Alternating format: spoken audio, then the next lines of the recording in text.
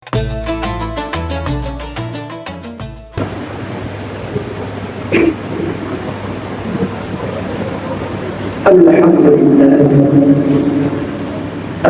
لله الذي نحمده ونستعينه ونستغفره ونعوذ بالله من شرور انفسنا ومن سيئات اعمالنا. من يهده الله فلا مضل له ومن يضلل فلا هادي له. أشهد أن لا إله إلا الله وحده لا شريك له، لا نعبد إلا إياه، وأشهد أن محمدا عبده ورسوله أرسله على الناس كافة بشيرا ونذيرا وداعيا إلى الله بإذنه وسراجا منيرا. اللهم صل وسلم على سيدنا محمد وعلى آله وصحبه أجمعين، أما بعد. ويا إخوان المسلمون رحمكم الله، أوصيكم ونفسي بتقوى الله وطاعته لعلكم ترحمون. وقال تعالى في كتابه الكريم وهو الحق القائل: أعوذ بالله من الشيطان الرجيم، بسم الله الرحمن الرحيم. يا أيها الناس اتقوا ربكم الذي خلقكم من نفس واحدة وخلق منها زوجها وبث منهما رجالا كثيرا ونساء، واتقوا الله الذي تساءلون به والأرحام إن الله كان عليكم رقيبا. يا أيها الذين آمنوا اتقوا الله حق تقاته ولا تموتن إلا وأنتم مسلمون. يا أيها الذين آمنوا اتقوا الله وقولوا قولا سديدا يصلح لكم أعمالكم ويغفر لكم ذنوبكم، ومن يطع الله ورسوله فقد فاز فوزا عظيما. صدق الله العظيم وبلغ رسوله الكريم، ونحن على ذلك من الشاهدين والشاكرين، والحمد لله رب العالمين. معاشر المسلمين dan jemaah Jumat rahimakumullah, di dalam sebuah kitab yang berjudul Mukhtarul Ahadits yang dikarang oleh Syekh Ahmad Al-Hashim, di dalamnya terdapat sebuah hadis Rasulullah sallallahu alaihi wasallam bersabda: "Arba'un man kunna fihi harramahu Allah 'ala an-nar wa 'asafahu asy-syaitan. Man malaka nafsahu hina yarghab wa hina yarhab wa hina yashtahi wa hina yaghdab." Rawahu al-Hadits. Yang artinya arba'un, ada 4 perkara man kunna fihi harramahu Allah Ta'ala 'ala an-nar. Barang siapa yang terdapat dalam dirinya 4 perkara ini, harramahu Allah Ta'ala 'ala an-nar, maka Allah mengharamkan untuk dibakar di dalam api neraka. Wa'asafahu syaitan, dan juga mampu terhindar dari godaan syaitan. Yang mana keempat itu? Kata Rasulullah, man malaka nafsahu hina yarghab, orang yang menguasai dirinya pada saat dia berkeinginan, wa hina yarhab, pada saat dia takut, wa hina yashtahi, pada saat dia bernafsu, wa hina yaghdab, dan pada saat dia marah. Ma'asyiral muslimin rahimakumullah, tentunya keempat ini hanya sebagian daripada pedoman hidup kita. Namun dalam hadis ini hanya 4 perkara yang diterangkan oleh Rasulullah SAW, yang insya Allah kita diharamkan masuk ke dalam api neraka. Tentunya kalau haram masuk ke dalam api neraka, tentunya kita akan dimasukkan ke dalam surga, karena nanti di akhirat hanya 2 tempat. Kalau bukan di surga, pasti kita berada di neraka. Ma'asyiral muslimin rahimahullah, hanya 2 poin yang saya terangkan pada saat ini. Rasulullah SAW bersabda, "Man malaka nafsahu hina yarqab." Orang yang menguasai dirinya pada saat dia berkeinginan. Berkeinginan ini adalah fitrah manusia. Allah Subhanahu wa ta'ala menciptakan manusia, semuanya memiliki keinginan. Sebagaimana Allah Subhanahu wa ta'ala berfirman dalam Al-Quran, "Zuyyina lin-nasi hubbus syahawat." Allah Subhanahu wa ta'ala menghiasi pada pandangan manusia keindahan, cinta terhadap apa yang diinginkan. Jadi keinginan bukanlah dosa, tapi keinginan di sini adalah ujian bagi kita. Sejauh mana diri kita mengontrol, menguasai diri kita pada saat kita berkeinginan. Boleh jadi kita ingin harta yang banyak, ingin jadi menjadi orang kaya.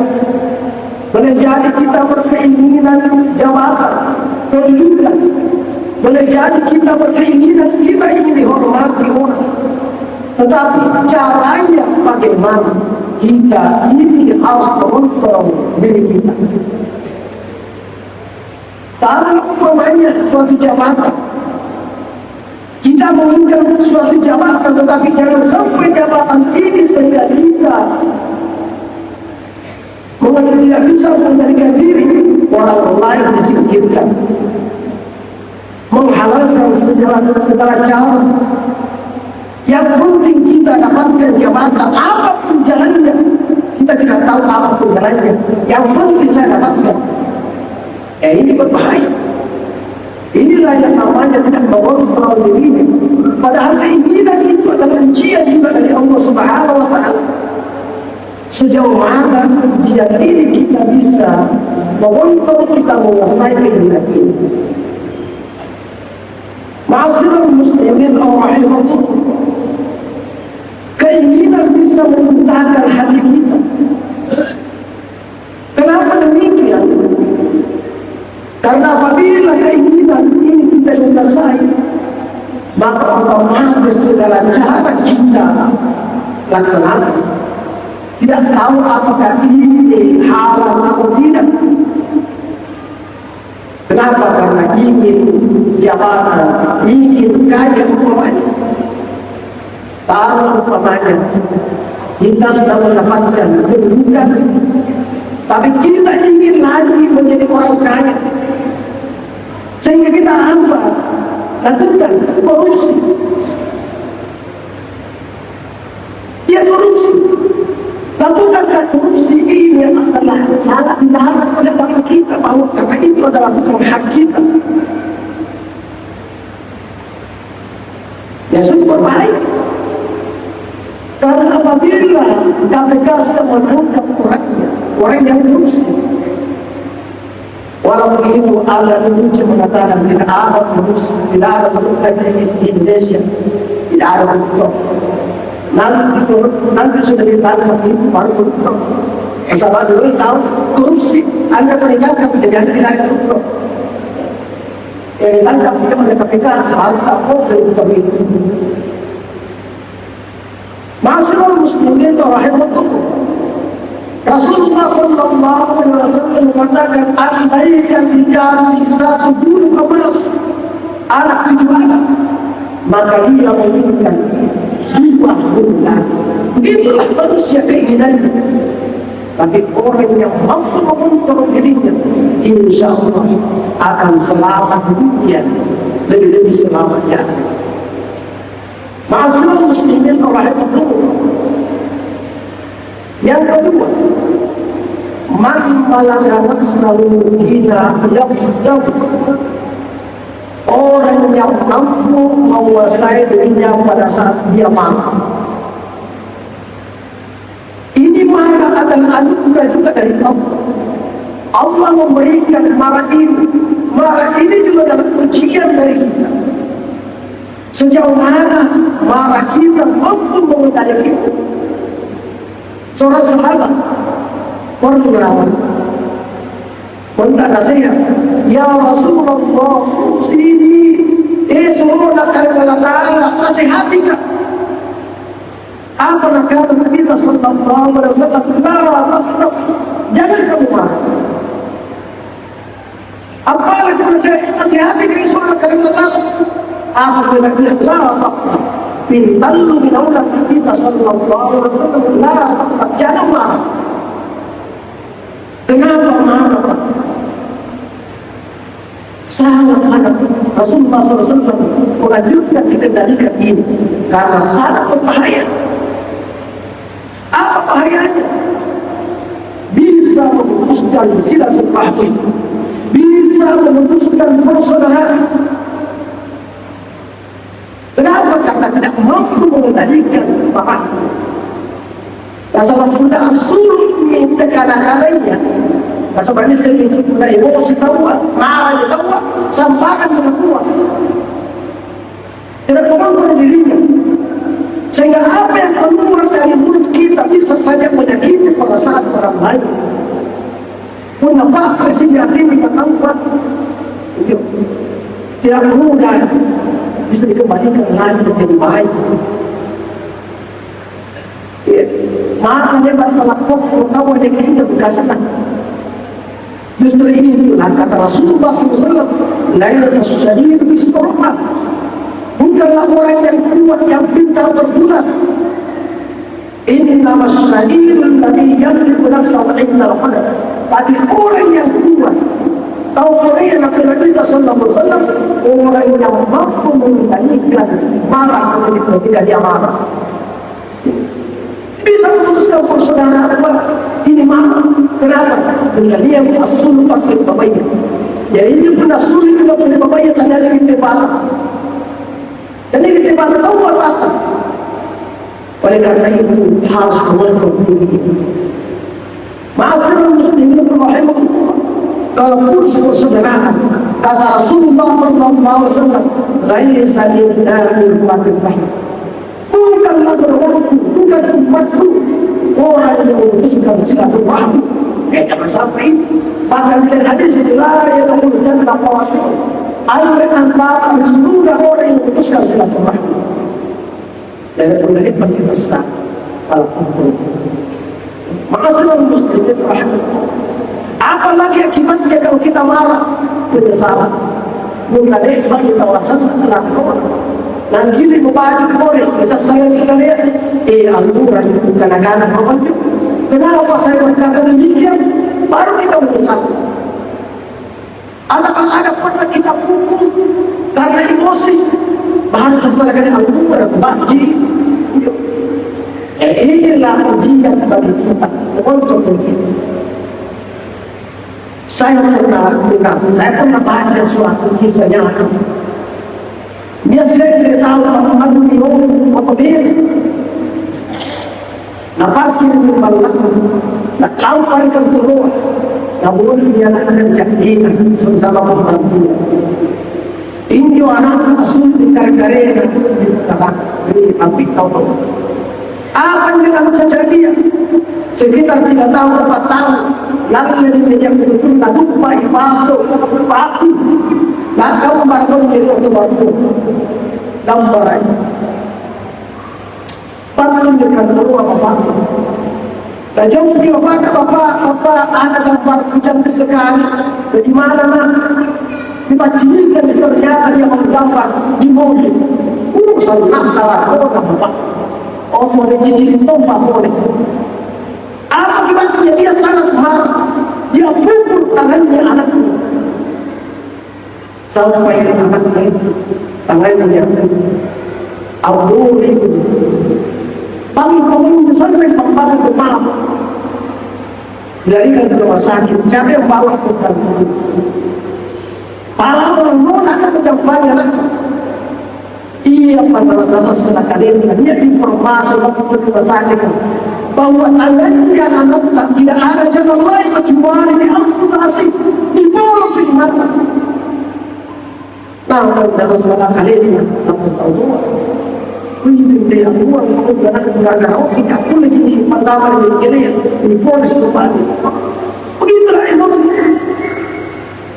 Yang berhasil setelah sahabat anaknya bertanya, Bapak, Ibu, mana tanganku? Kembalikan tanganku, ayah, kembalikan tanganku. Saya tidak akan makan lagi. Tengok kau Bapak, penroi imanku kono penroi. Apa? Tembak dibunuh. Inilah penyesalan makan hari.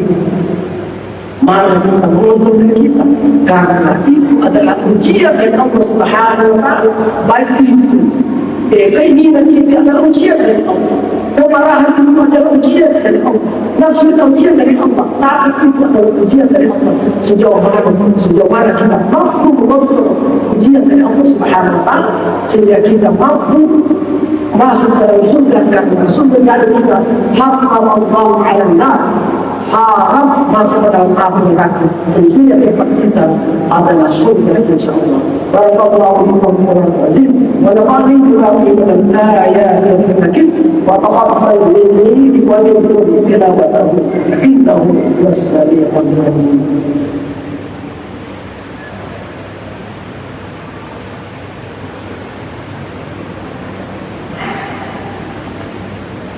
Alhamdulillah. أشهد أن لا إله إلا الله وحده لا شريك له وأشهد أن محمدا عبده ورسوله.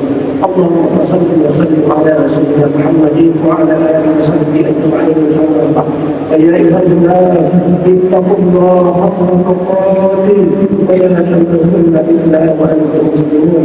وقال تعالى في كتابه الكريم إن الله وملائكته يصلون على النبي يا أيها الذين آمنوا صلوا عليه وسلم تسليما.